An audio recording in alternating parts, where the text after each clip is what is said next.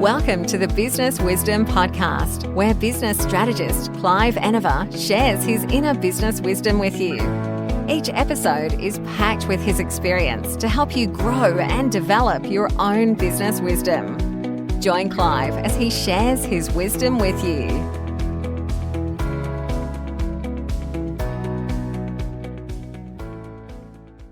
Good morning. Here's another tremendous week underway. Already started, and no matter where you are, no doubt you're looking to have a great week. One of the most important things about business, of course, is selling your products and services. We all know, of course, that no matter where we look in the world, a lot of the businesses that start fail within the first 3 years. Here in Australia, it's fairly easy to find the figures. We can have a look, see why they failed, see what percentage failed, and that's 65% across 3 years. That's a pretty frightening number when you sit down and think about it. But of course, there are those other businesses which have made it.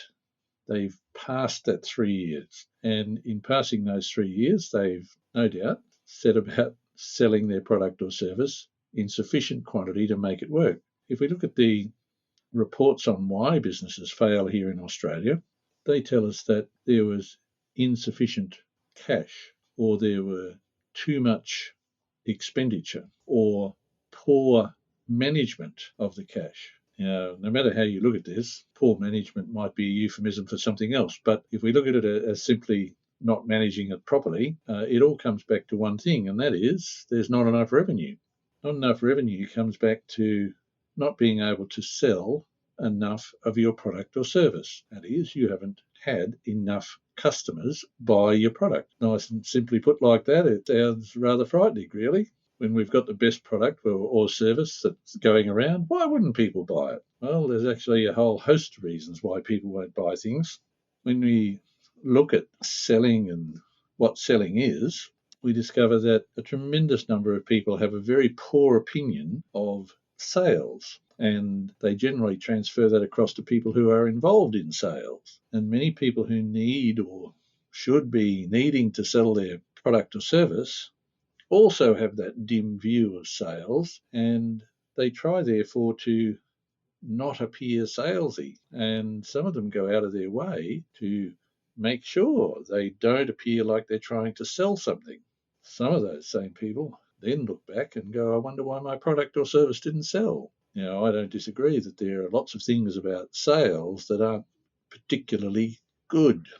That is, they don't make you feel good. I see a lot of people nowadays teaching other people how to sell, and I have quite a few approaches myself. Most of those who approach me to teach me how to sell talk to me about things like, this is not what was going on in the 80s. We're not going to teach you anything about what was going on in the 80s. And then they proceed to show me all the things they're going to teach me about selling.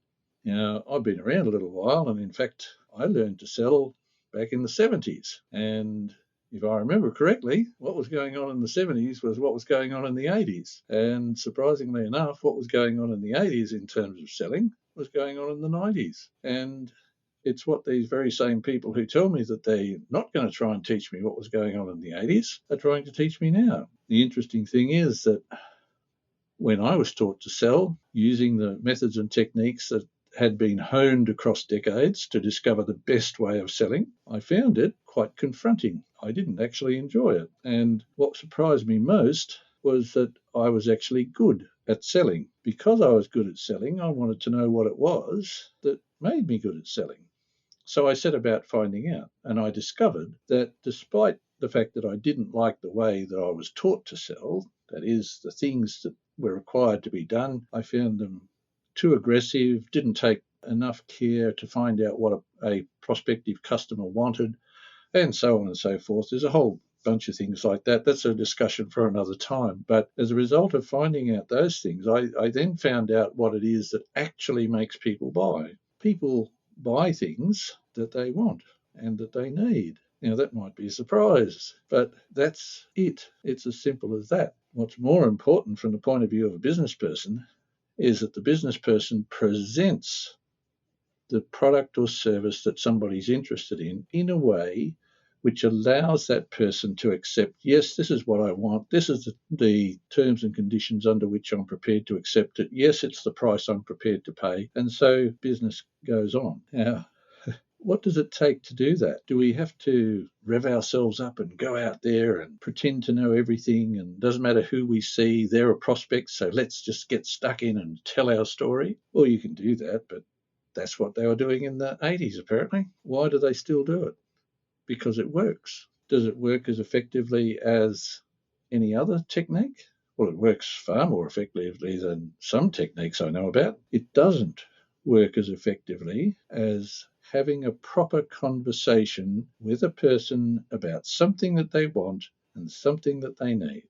Understanding how to have that conversation is what sales is really all about. Sales is not, or doesn't have to be at least, this pushy thing, this shouting at people that they must have this or they must have that. If you understand your product or your service, and you understand it really, really well, and you understand the way that you provide that product or service, and you understand the circumstances under which you're prepared to deliver that, and for what price, and you know all of that, and you know why a person will buy it from you. Remember, they've got lots of choice. If you understand all of that, selling is nothing more than a simple conversation wherein somebody will tell you what they want, you will match your product or service to what it is that they want, or if your product or service is not what they're after, leave. Go and talk to somebody else.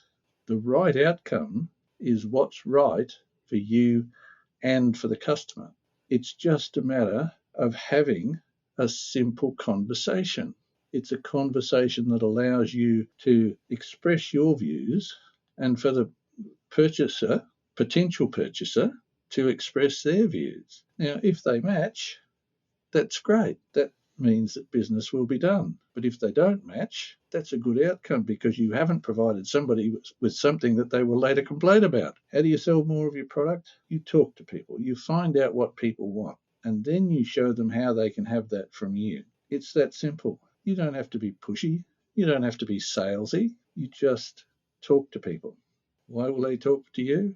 Probably because they want what you have, and they want to work out if you're the right person to present it to them, to deliver it for them, whatever the outcome is. Just have the conversation.